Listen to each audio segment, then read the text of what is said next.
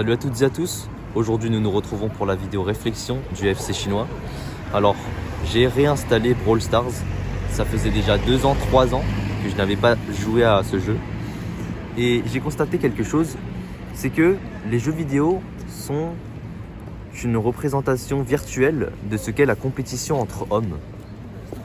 C'est-à-dire que dans un jeu vidéo comme Brawl Stars, tu vas rentrer en compétition avec plein d'autres joueurs, tout comme dans la vraie vie. Dans la vraie vie, tu es en compétition avec d'autres hommes sur le plan financier, sur le plan social, sur plein d'autres plans de la vie. Et le paradoxe entre la vraie vie et les jeux vidéo, c'est que dans la vraie vie, les hommes ne voudront pas s'améliorer.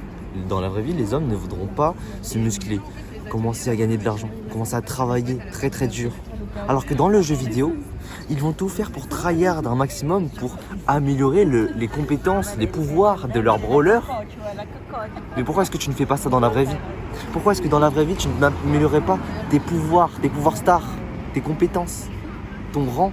Mais la raison pour laquelle les gens ne veulent pas s'améliorer dans la vraie vie, mais veulent s'améliorer dans les jeux vidéo, c'est que dans les jeux vidéo, c'est beaucoup plus facile de s'améliorer. Dans les jeux vidéo, tu vas t'améliorer en t'amusant, alors que dans la vraie vie, tu t'améliores en souffrant. Et elle est là toute la différence entre le jeu vidéo et la vraie vie. Cette notion de souffrance n'est pas du tout présente dans les jeux vidéo, alors que dans la vraie vie, il faut souffrir pour s'améliorer. Et d'une certaine manière, les hommes, en jouant aux jeux vidéo, vont avoir accès aux compétences sans souffrir. Et c'est pour ça qu'ils jouent aux jeux vidéo.